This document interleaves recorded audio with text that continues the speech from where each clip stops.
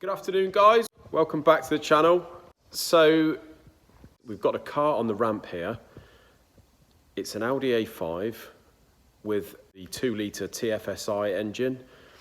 Now, I don't know whether you know much about these engines, but never known anything like it with this engine. There's so many different combinations of engine. It's unbelievable. So the reason we've got this car in, as you can see in the background here, with a big hole in the front. The car was running fine. What we normally do with these, and this seems to be a common one with these Volkswagens, Audis, Seats, things like that, it's to put forged pistons and rods in if you're going decent power. So usually if we're sort of going up over the 400 horsepower mark, the pistons and the rods are sort of known as being a bit of a weak spot. So what we normally do, and what you can normally get away with, it's a head off, sump off, go through the cylinder head, providing that the bores are okay and the block face is good. We can normally get away with putting a set of forged pistons, H-section con rods in there with some competition bearings, and that strengthens the bottom end right up. And obviously at the same time we freshen the cylinder head. So it's only a little bit more really than doing a head gasket job on a car. So that was the idea of this job. You know, we're always doing one of these, and as I say, with the Volkswagen Audis, it seems to be a thing. We do more of those than anything else.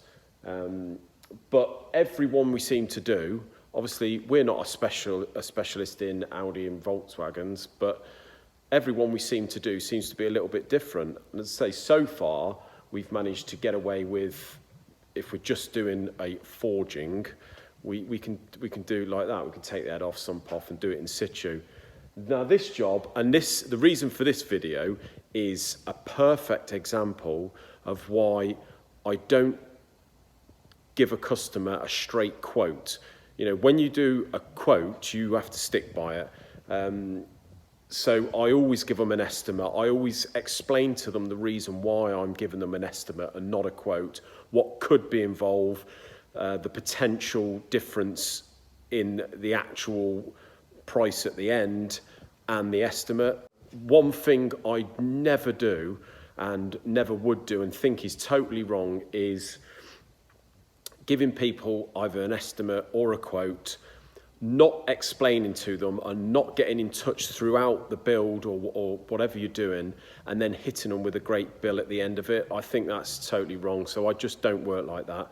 With this job, and this is a prime example, if we haven't sort of dealt with this type of vehicle before, or this setup of this derivative of engine, I normally do my homework, sort of see what I think is involved, and base my estimate around that. Now this vehicle here, the engine is mounted longitude as opposed to transverse, which, to be honest with you, when you open the bonnet, when everything's in situ, everything looks fairly accessible compared to the transverse engines. I mean, with the transverse, you've got either the inlet or the turbo right up against the bulkhead. Everything seems a lot more crammed in. With this, I thought everything looks fairly accessible from looking at pictures before obviously we had the vehicle. So I've estimated the customer on removing the cylinder head, removing the sump in situ, replacing the pistons and rods and the bearings, going through the cylinder head and putting it all back together. Now, when we've actually got the vehicle, I was right in sort of thinking that cylinder head wise everything is accessible, but underneath is an absolute nightmare, and you can't remove the subframe very easily at all. Once you remove the sump, you have to remove the carrier underneath that holds like the oil pump and what have you. So you have to remove all that to get to the back con rod bolts anyway. So that is a no-no. Some of you mechanics out there might say different, but from what we can see, you can't even replace a water pump, a starter motor in situ. It's an engine out. I mean, the thing's a nightmare. So yeah, we've got it in. We've begun sort of taking things apart. We took the front of the vehicle off and ran into that sort of problem. So what's turned out to be maybe a couple of £1,000 job as times by 2, 2.5, 3, you know, it's one of them really. So, you know, the customer, fortunately, I did make the customer aware of this to start with, and he did get 2 or 3 quotes from other places that have dealt with these, and they seem to be considerably higher than what I thought they should be, but now I sort of know the reason. I've worked everything out today, and we are still a couple of £1,000 less than what most people are quoting. So, and that's including a hybrid turbocharger and bits and bobs like that, you know.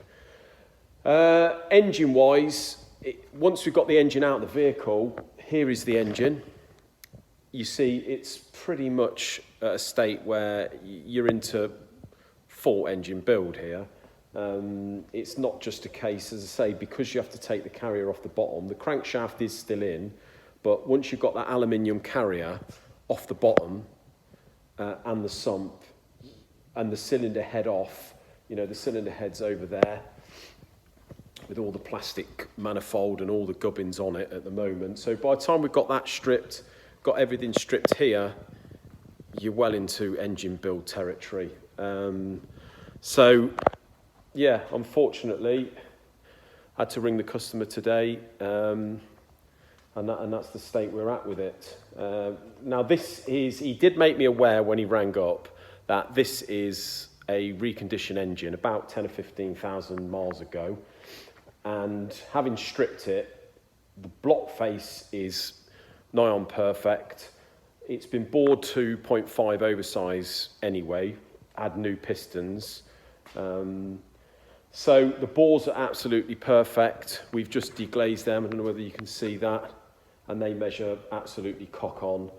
Everything else was renewed at the time, although obviously now we've stripped it, we're going to have to, you know, replace all the gaskets and bolts and things like that. So he wants to put, while we're at it, he wants to put a new timing chain kit on the front.